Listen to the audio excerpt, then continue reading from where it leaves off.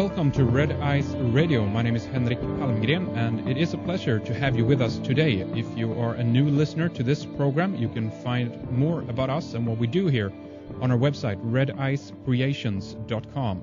And also want to welcome our regular listeners, of course. And as you might know, we are coming to you from Gothenburg in Sweden, broadcasting internet radio around the globe on all the topics that we consider to be the most important and interesting at this time.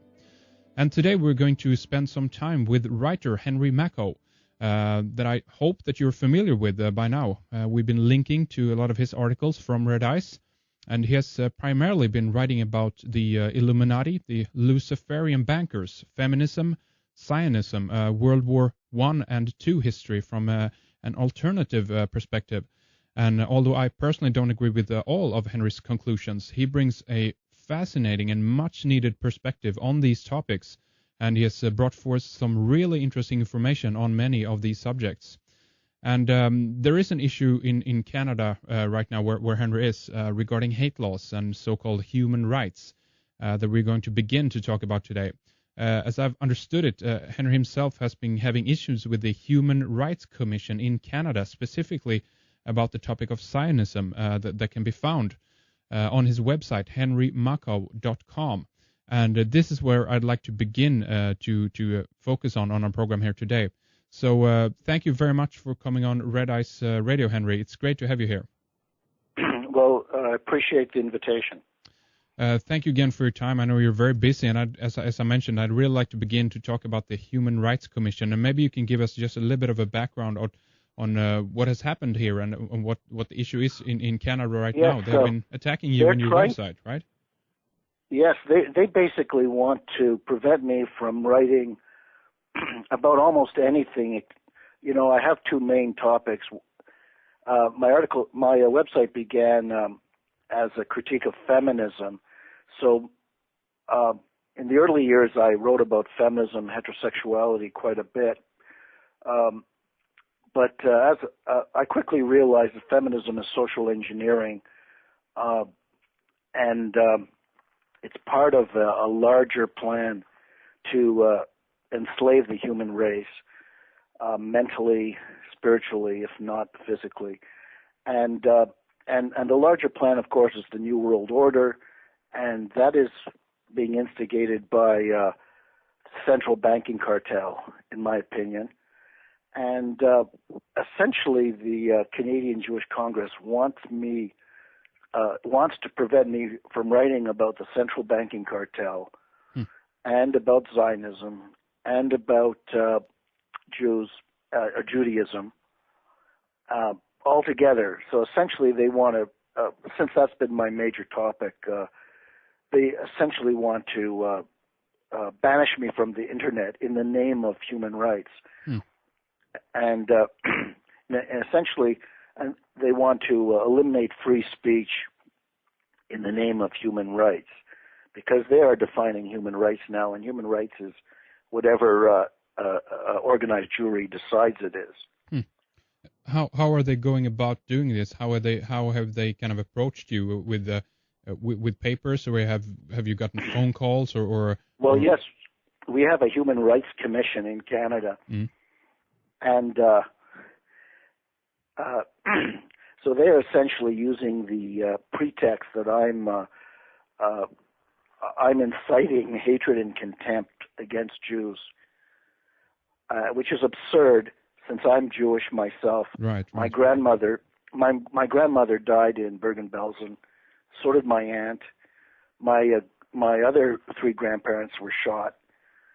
And it's ridiculous that I would be inciting anti-Semitism, but that's the excuse they use, and they're using that excuse in a complaint against me. And the Human Rights Commission in Canada is a quasi-political body. They ignored my arguments and essentially forwarded this whole thing to a tribunal, believe it or not, a tribunal, which is going to take place sometime in, I imagine, November, where they're going to analyze my writing and determine whether I am in fact inciting anti-Semitism, and if I am, I could very well be prevented from writing. Really? That's what it's come to. But I mean, have they? I mean, I know that you preface this yourself in many of your articles, that you make a distinction even between Judaism and Zionism, and talk about Zionism as a political aspect to all of this. But have they incorporated this into their arguments as well, or how do they approach that? Well, I don't quite understand your question.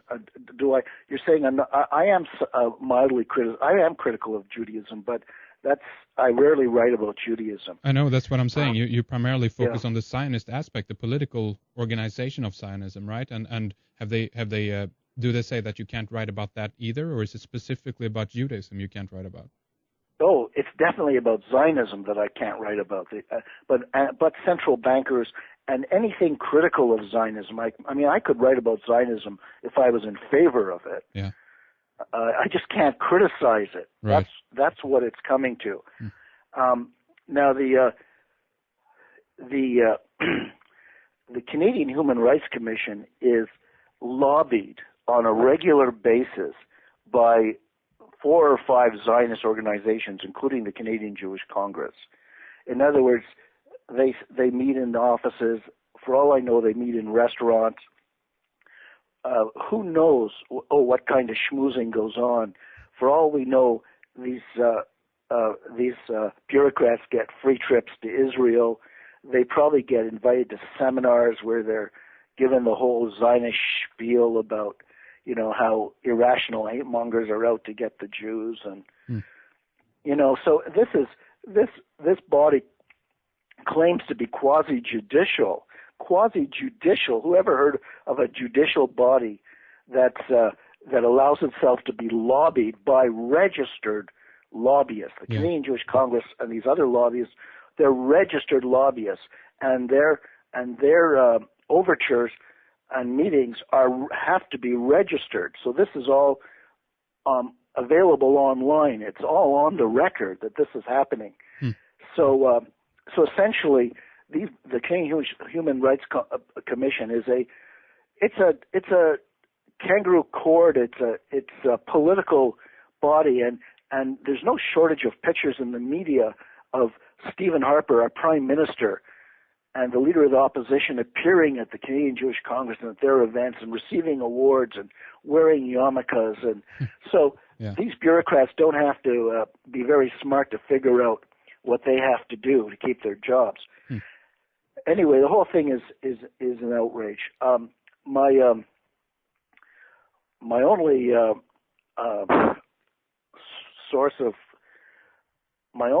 recourse, if I do get banned from the internet, is that I would be able to write books still. Yeah. These hate laws don't refer to books yet. They just refer to the internet. Really? Yeah, in Canada anyway. So in fact, when I first heard about this charge, I immediately took all the material that they were contesting and put it in my new book, which is called Illuminati. And Illuminati is my most complete statement of what I see as a pervasive satanic conspiracy led by a satanic cult of heretical Jews. I hope they're heretical, and the central bankers, many of them belong to this cult. They've taken over Freemasonry, and they essentially run the world, and they've run the world for quite a while, and they're very cleverly indoctrinating us and brainwashing us into their whole worldview. I believe the whole human race has been hijacked, and that's why the subtitle of my book, Illuminati, is The Cult That Hijacked the World. Very interesting, Henry. And tell us a little bit about, I know one article that you had up about this, the human rights issue and the Canadian Jewish Congress on your website, talked a little bit about the intense lobbying by the B'nai B'rith as well. Tell us about that. Did you say the lobbying by B'nai B'rith? B'nai B'rith, yeah, isn't that right? Yeah, well, they're another one of these four or five organizations that lobby the Canadian Jewish Congress. Anyway, this tribunal is going to take place probably in November, and I'm in the process of finding Jews who will come forward and testify that I'm not inciting hatred against Jews, and that in fact the Canadian Jewish Congress does not represent Jews. And a couple of years ago, the Canadian Jewish Congress basically said that if you're not going to support Israel and Zionist policy, you can't be a member of the Canadian Jewish Congress. Mm. Well, a great number of Jews in Canada do not support Zionist policy and do not support Israel. I mean, how could we, given the virtually unprovoked attacks on Lebanon 2006, and again on the Gaza, with the slaughter of women and children? How could we be identified with these atrocities?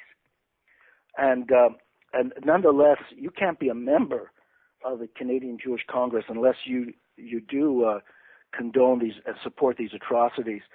So the Canadian Jewish Congress is now known as AIPAC North.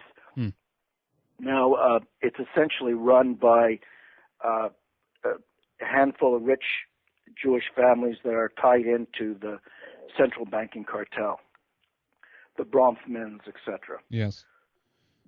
So what do you think that I want to talk a little bit more later on about how potentially you could bypass this in regards to internet, but more on that later. What do you think that this says about the freedom of speech when it comes to Canada? I mean, do you think the same thing will happen in the U.S. eventually, United States, or is it only in Canada right now that this is happening? Do you know? Well, the whole essence of this satanic plan, which is instigated by the central bankers who are part of this Illuminati cult, is the belief that the reality is socially constructed, and that they can essentially control the world by controlling reality. So they control reality by controlling information and free speech and education, right? Mm. And so, yes, this is the direction the whole world's going in. Mm. They're going to ban knowledge. They're going to ban discourse. They're already weeding out, books. It's very hard to find books that give the other side of the story. They're already, trying to eliminate books, and as you see, they're trying to eliminate free speech on the internet. So, I think this is the trend. This has been the trend for a long time. They kick professors out of universities who dare to question some of their policies.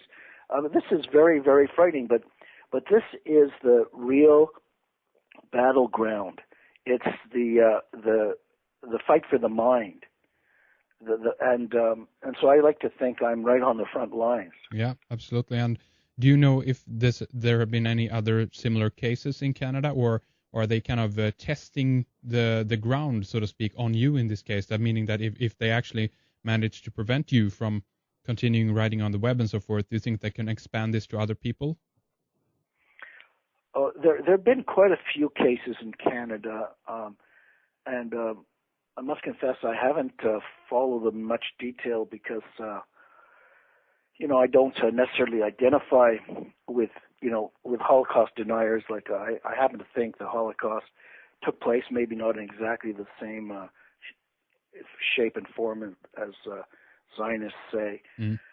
But I mean, I've always, this is a digression, but I believe that the Second World War was a Holocaust against the human race. Yes. I object to focusing on Jews.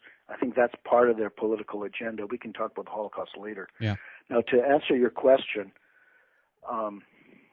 they went after a lot of maybe a handful, maybe 6 or 7 websites that were questioning the Holocaust or talking about a Jewish world conspiracy, and then more recently they went after Arthur Topham, who has a website called radicalpress.ca. Mm-hmm. And the B'nai B'rith is after him, and he's involved in tribunal just like me. And he's hired an experienced lawyer, Doug Christie, to represent him. Doug Christie represented Ernst Zundel back in the 90s. Okay, yeah. 80s and 90s, and so that's a high-profile case. Also, I hired a lawyer who made a constitutional challenge, saying that these hate laws are unconstitutional. And this challenge was before a tribunal judge, a single judge. It ended last September. That's 2008. And the verdict hasn't come down yet. However, if this judge has the courage to say, yes, these laws are unconstitutional, that would throw this whole thing out. And in fact, these so-called hate laws in Canada are the subject of a great deal of criticism, even in the Zionist-controlled press, which is nice to see. I think it's possibly because Muslims have been using them to object to Zionists who talk about a Muslim world conspiracy. Yeah. You follow me? Yeah. So as a result of that, the whole Zionist press is quite vehemently against these laws. Believe it or not, it's kind of a contradiction. That's interesting. Yeah. But, yeah. So what I'm thinking about here as well is kind of a, I guess in one sense, technical issue, but you're in Canada physically, and you're writing on a website that is, I guess, located in Canada, or the server rather is located in Canada. What would happen? No, actually, my server is located in the United States. Okay. So can they still prosecute you under that law then, or what would happen, for instance, if you move this to someplace in Europe, for instance, or Africa, or an island somewhere? Do you know if they still could go after you because you are located in Canada? Yeah, they're basically going after me as an individual. Although I will probably try to throw some obstructions in their way, arguing that my website's located abroad, and also that my website is actually owned by my corporate identity, not me. Okay. Well, will that help you in this case, you think? I don't know. Yeah. I don't know. It's hard to. I doubt it. It's this thing. I am guilty of a political crime. I might as well be living in Nazi Germany or Soviet Russia. Yeah. My political crime is criticizing Zionists and criticizing globalism and the New World Order and exposing it. Yeah. So my real crime is political, and they will do everything they can to stop me writing on the internet, and I will do everything I can to make it as hard as possible for them to do this. Yeah, absolutely, and I'd recommend then looking into possibly locating a website elsewhere in the world, and you can still be in Canada, but I mean, how can they track you in that regard? And you can even write under a pseudonym. It's going to be very difficult for them to actually track you down. So I'm not, in that sense, I just want to say that you shouldn't be pessimistic, I guess, over this idea that they're going after you. It's terribly difficult for them to track you down and catch you on the web if you do the right things, you know. Well, you're right, Henrik. Though I am. My server is located in the United States. Yeah. Already. Yeah. As I said, and I have a name which people read my articles because of my name. So if I came up with a name like Harry Smith, it would it'd take me a while to reach my readers. I know.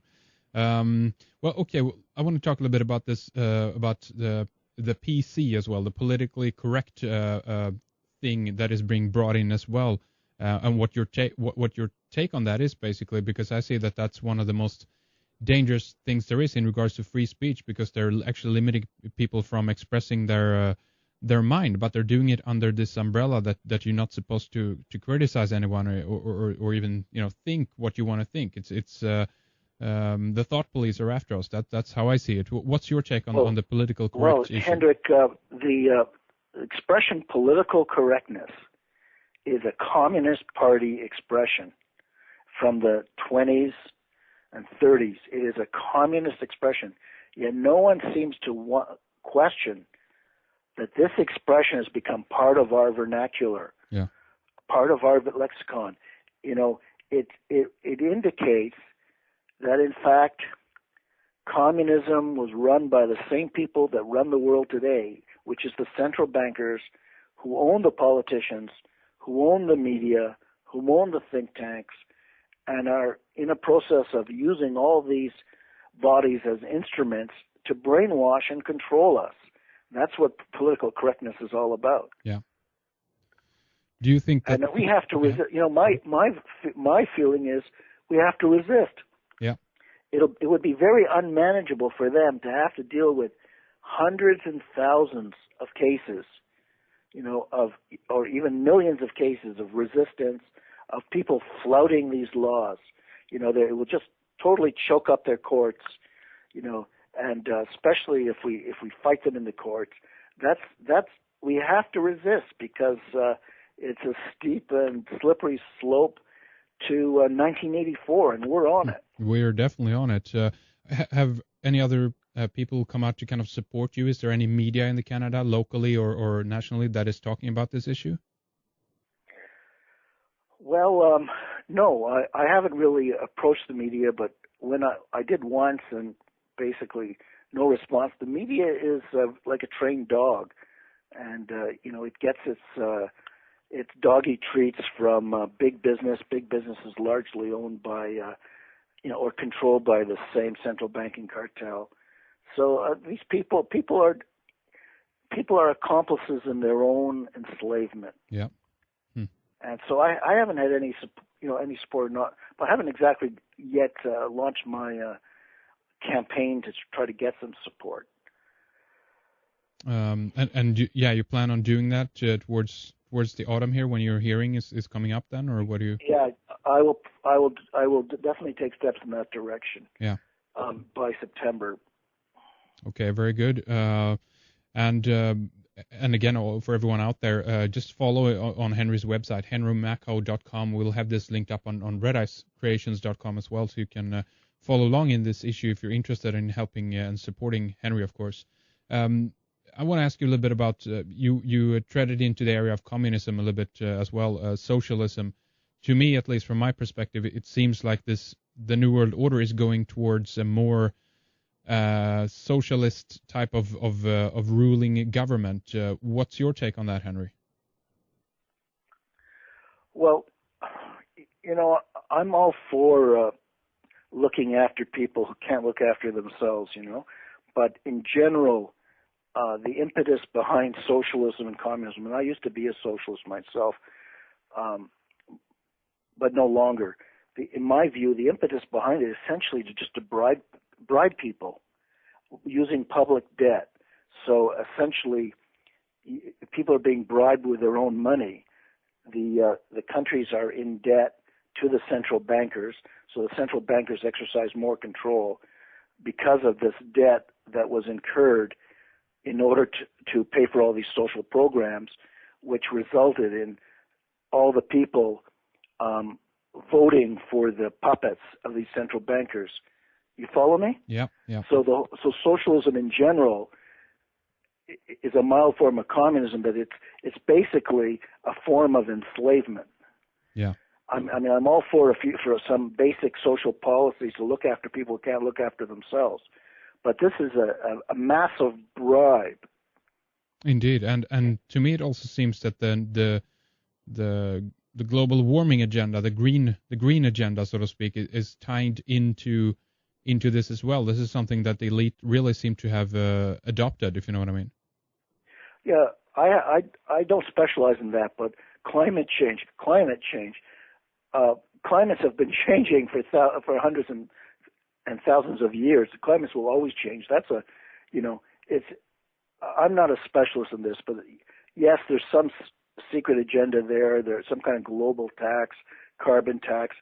Al Gore was saying how these cap and trade, whatever the hell that is going to advance world governance. I mean, yeah, it definitely. Climate change is one of these elite inventions designed to further world government, which is nothing but an instrument for the Rothschilds and their gang of gangsters to control the world. And that's all world government is. It's basically the rule of a small satanic cult. And I specialize, though, in the whole push of homosexuality, sex, promiscuity, and feminism. That is a major part of their re-engineering of humanity. I want to definitely talk about the re-engineering of humanity. That is a very, very interesting topic, and I think that they're doing that in multiple different ways, just as you say. But before we go there, I want you, maybe you can just explain to us a little bit, for those who might not have this perspective or know about it, what is it that defines them as satanic? You know, when you talk about the bankers and the Rothschilds and tied in with the Zionism, with the Zionists and so forth, but what defines them as satanic in your view?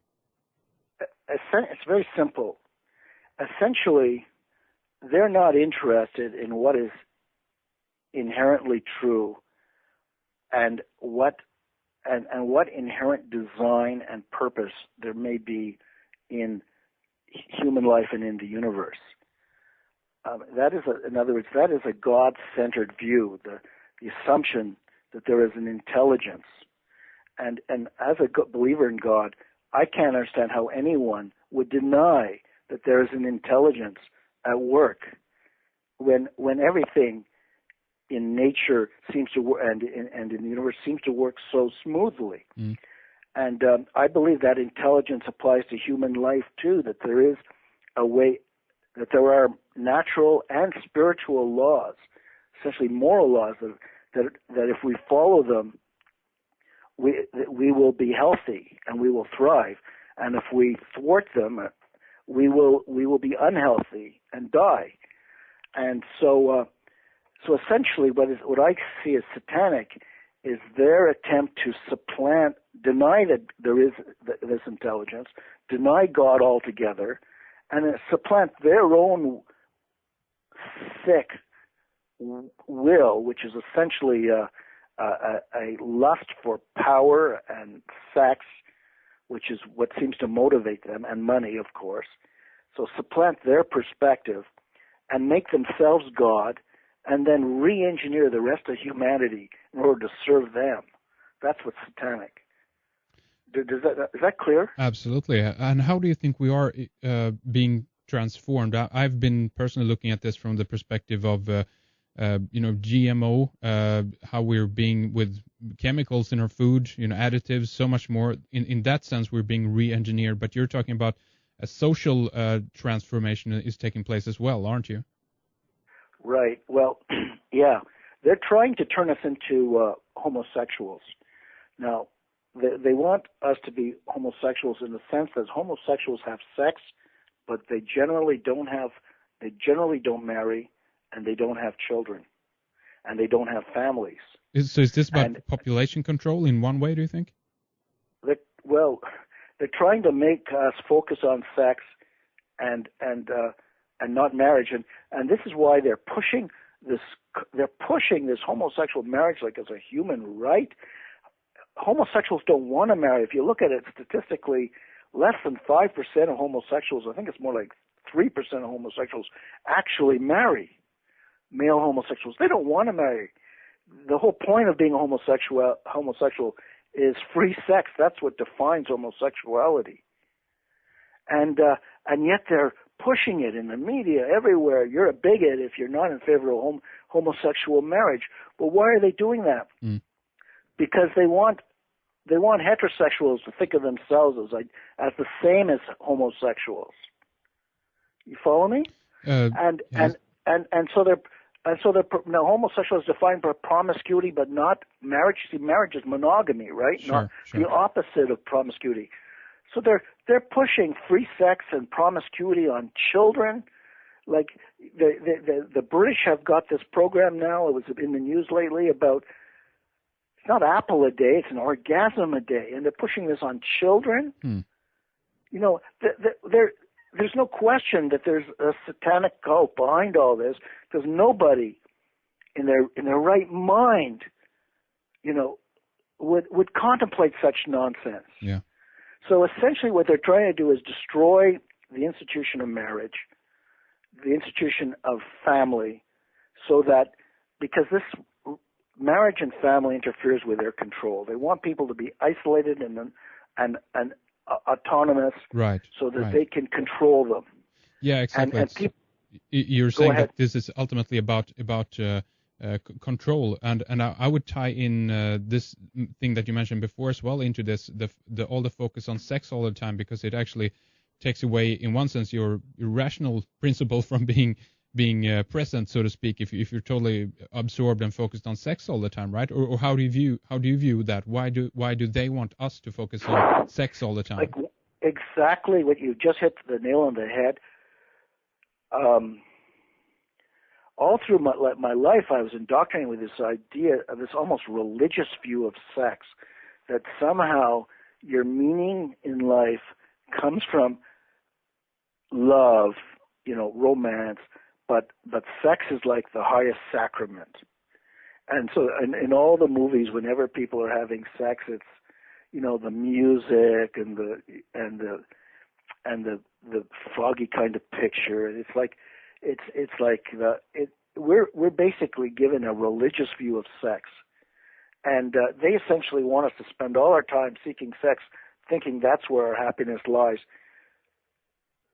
so that we don't focus on what is really going on in the world, which is essentially we are being enslaved by a small satanic cult.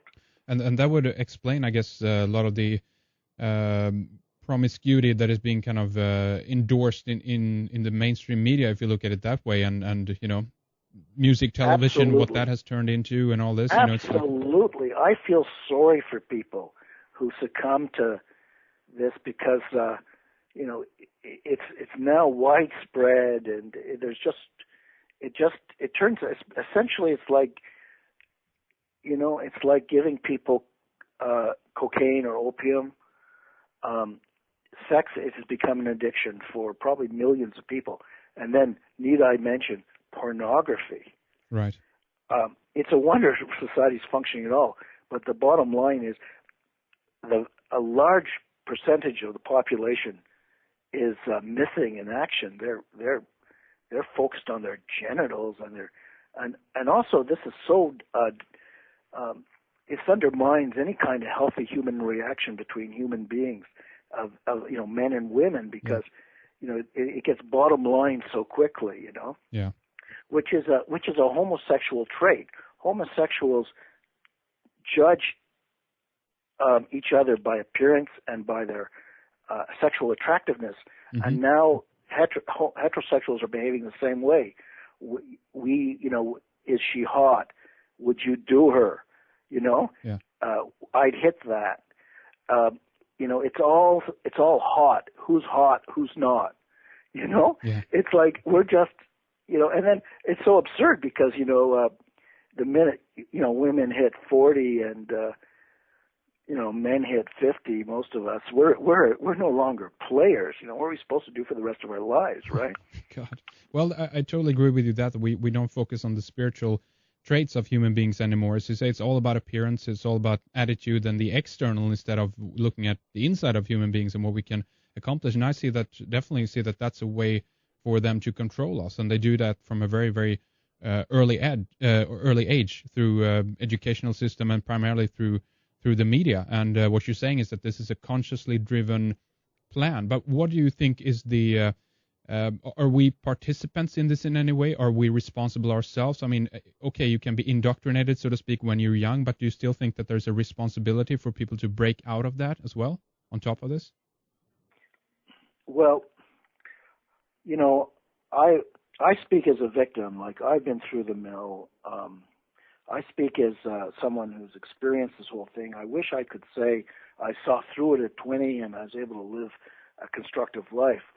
But in fact, I feel like I wasted the majority of my life chasing the chimera of sex and love. I think sex and love is a crock. By love, I mean romance. I think it's a diversion.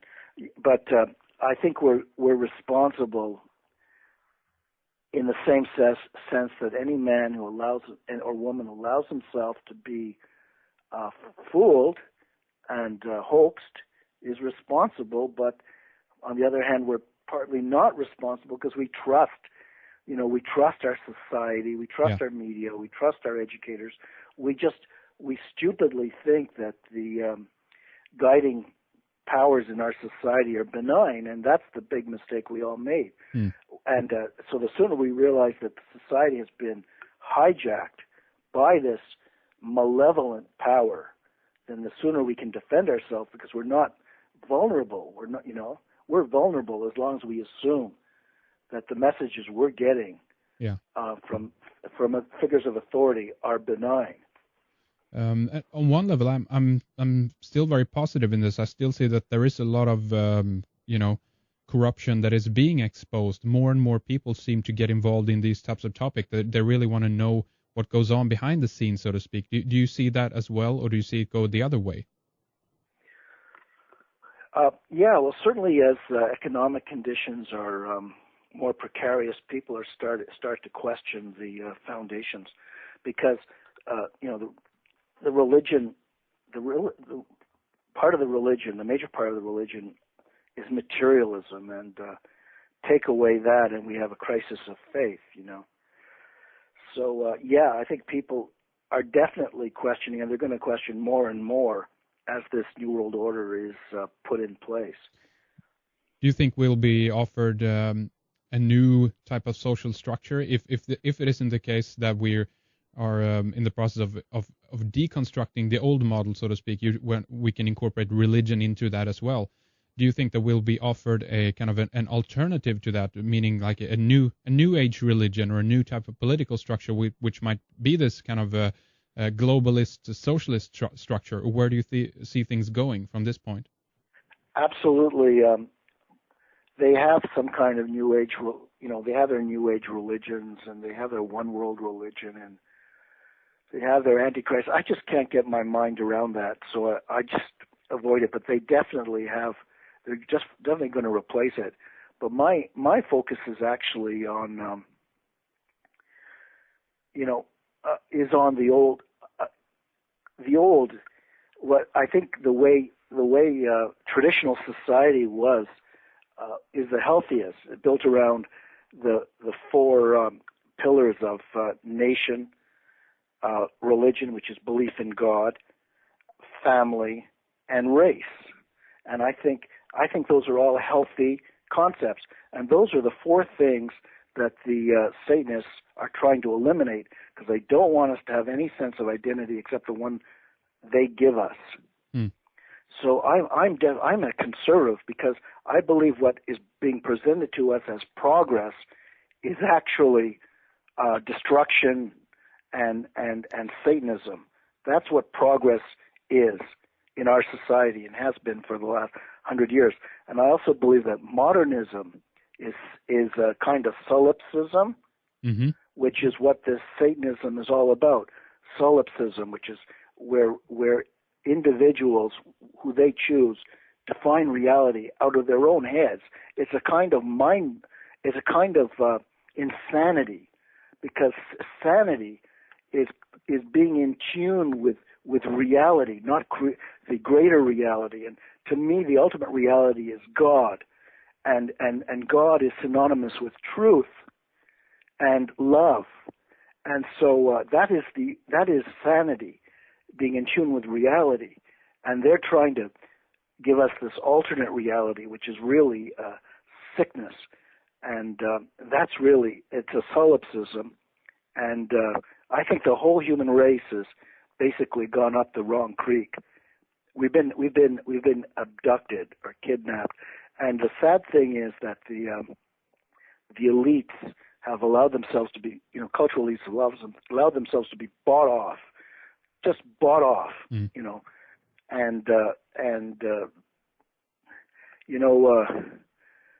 what's that saying by Edmund Burke? All that is needed for evil to triumph is for good men to do nothing. That's right. Yeah. You've heard that well. Yeah. I changed that. All of it is necessary for evil to triumph is for good men to be offered high-paying jobs with prestige. Well, that's a good one. What's your solution to this? And do you think we need to go back, meaning back in time, revert this, or do we need to find a new way, so to speak, out of this? What's your take on that?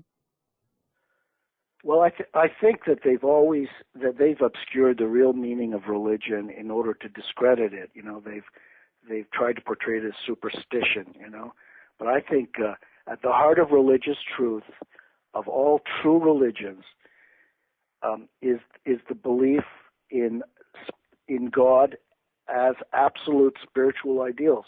And how can we deny the reality of the things we all crave, which is love, peace, harmony, truth, beauty? So I would like to see a revival of religion in practical terms, because this is what we all want, spiritual ideals. And so let us not deny their reality. We want them because they're real. And that is what God is. God is a state of being where all these spiritual ideals are self-evident. And I believe that truth is self-evident when we reach that state. So we have to just reaffirm our belief in spiritual ideals. So I'd like to see a religious revival. And I think I'd like to see a revival of all the great religions like Christianity, because I think religion should be judged on the basis of how they impact people's lives. Do they make people happier? Do they make them better? That's the way we should judge them, not whether we really believe Christ rose on the third day or not. That's irrelevant. If the person who believes that is a better man, a more generous man, a happier man, a more honest man, then that's a good belief. You follow me? Sure. So I'm talking about. I believe in a religious revival. I'd like to see a national revival. I'd like to see a revival of marriage and a revival of family. These things are all healthy. We've got to realize that they've been torn down by Satanists, but they are actually healthy foundations for healthy lives. And I also believe in that race is not a bad concept. It's part of our identity. I mean, we have to really question why the Jews in Israel are allowed to have their racist laws, but nobody else is. Well, that's an interesting point of view. Yeah. I married a Filipina. I divorced her, but I've got nothing against people of other races. The truth is, if you like other races, you're not going to want them to disappear. They're good, right? You're going to want to see them maintain their integrity. So intermarriage results in everybody being this, all races basically disappearing. Yeah. You follow me? Yeah. So I believe in maintaining racial characteristics. I think races are all part of the family of man. Each race has something to contribute. Yes. No race is better than another.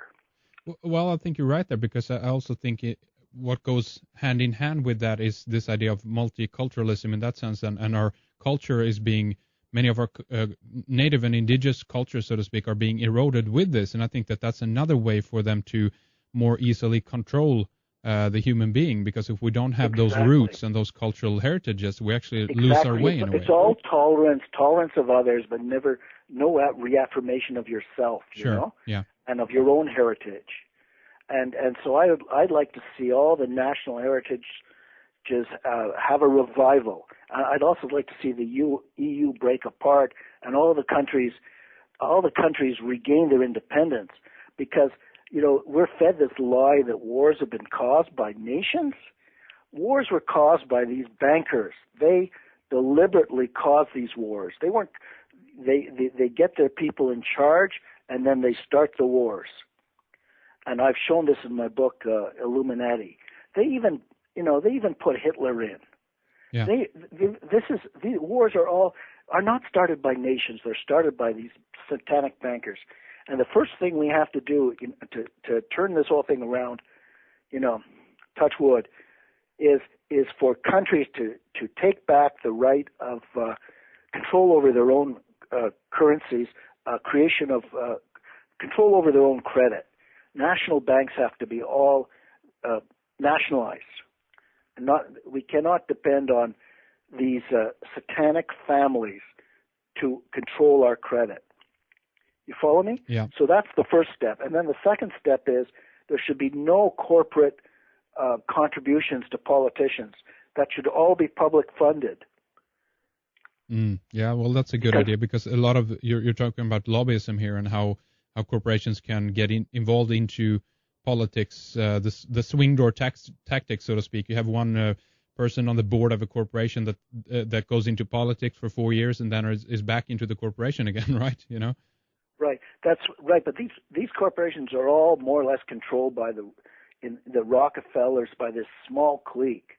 I mean, there's a, you know, it couldn't be a coincidence that all the corporations are into diversity. Like what? What it means is they're all essentially controlled by the same central banking cartel, and so corporations have to be, you know, for the price of one ship, you know, one destroyer, we could have a free country, because that's what it would cost to publicly fund elections. You follow me? Mm-hmm. And so we you know, that's the way to turn this around. It's never going to be turned around, though, because all of our leaders, all of our cultural leaders, all of our politicians, journalists, are basically bought and paid for. If one of them mentions what I'm saying, they'll lose their jobs. Yeah, that's right. So in a sense, we're all, you know,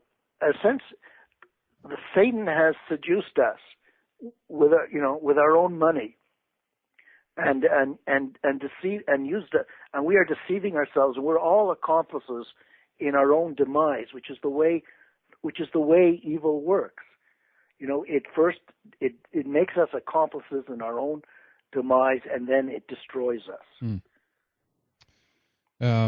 You know, I want to talk a little bit about, in the last few minutes here we have in the first hour, about the idea of World War II a little bit as well. You dovetail on that a little bit. We don't have too much time to go into it in great detail, of course. Maybe we can do that later on as we do a potential next segment. Well, let's do it in the special show that we're doing for just your subscribers. Yes. Let's go into that a little bit more in detail. World War II, you've been primarily writing about that on your website, or not? One of these topics, which is really, really interesting. You brought out some really interesting information about Hitler as well, of course, that you mentioned briefly. But what's your take on the whole Holocaust issue? You mentioned that briefly before. Maybe we can round things up on that note. You mentioned that you think it actually happened, but maybe not in the way we've been told. Is that right? Well, you know, all of us are really dependent on secondhand reports. Most of us weren't there. Yeah. But I have the good fortune of my parents were there. My father, who's 85 now, he was there. He was Jewish, and my mother also, when she was alive, she died in 83. She was also there, and essentially, according to them, it was common knowledge that Jews were being rounded up and shot, and that they were being gassed in places like Treblinka. So I think that it did happen. I don't want to talk about the numbers, whether it was 6 million or 5 million or whatever. I don't know, but I know that the Jewish historian Rolf Hilberg said it was 5 million. I think it's absurd to argue about numbers, especially since the real number is 60 million, which is what people of all races died. Yeah, that's right. And that's the real number. But not, so a lot of this Holocaust also took place just shooting in the forest, just like the Polish aristocracy. The reserve officers were killed in the forest. Of course, that was by the Nazis. By the Russians. But it's the same old thing. The Nazis and the communists were basically two sides of the same coin. They're both put in power by the same people. All these wars are contrived. They're all really part of a conspiracy against the human race. So as for the Holocaust, I believe it, the Jewish Holocaust, yes, I believe it happened. I don't know exactly how many died. I really think it's a side issue, and I think it's a mistake for people to, like ourselves, to focus on that, because we just tend to discredit ourselves as kind of, insensitive and uncaring, because we appear to be diminishing this tragedy. I think it's wrong for the Zionists or the Jews to organize Jewry to try to make hay out of it. And there's no question they're trying to substitute the Jewish Holocaust for the crucifixion of Christ. And they're trying to make Jews into their special instruments for the New World Order. You follow me? Well, that's the point Israel Shamir makes. I think he's right. I mean, what is this? They're having Holocaust specialists at British high schools. Every British high school is going to have a Holocaust specialist. This is absurd. Yeah. But it just goes to prove that they're trying to replace Jesus Christ with the Jews, and the Holocaust with the crucifixion. Well, Henry, there's a lot more to say about this, and these are some of the things I want to discuss more in detail with you when we do our subscriber part of this interview as well. But for now, then, to wrap things up here for this hour, tell people again about your book, Illuminati. Is that out yet, or is that upcoming? No, that's out. That's out. Okay, that's out already. And can people find that on your website? Yeah, they can find it on my website, henrymakow.com. That's Makow. Or they can find it on Amazon. It's Amazon.com. It's Illuminati, one word. Okay, brilliant. We're going to have links up on redicecreations.com again for everyone, so you can click through from there easily and find more of Henry's work. And if you want to follow along, then again in this issue of the Human Rights Commission and what is happening in Canada, and with Henry and his website and so forth. But for this segment, thank you very much, Henry. I'm looking forward to doing a second segment with you later on. So thank you for this, and we will talk more soon. Thanks, Henrik. I really appreciate your interest. Thanks very much. Thank you. We're going to be back with Henry Makow for our subscribers, part 2, next week. We are going to hear more from his perspective regarding history, primarily World War II history, the state of the world, and where we are going. So keep your eye on our website, redicecreations.com, where we try to keep an eye on all the different issues that we consider to be the most interesting and important. And if you haven't seen it yet, we now have a Twitter feed, so you can follow us from your cell or mobile. Our news RSS feed is up and running. We have 2 YouTube channels that you can check out. And if you like what we do here and want more, please take a look at our members area, where we have loads more of radio interviews going back to 2006. We have subscriber segments with most of our guests. We have video interviews, webcasts, and much more. It's easy to sign up, and you will get instant access. Again, all the information is on our website, redicecreations.com. Next up, we have Mike Barra, co-author with Richard Hoagland on The Dark Mission. We're going to have Neil Kramer with us from The Cleaver, and Alfred Weber on the NASA bombing of the moon later at the end of this month.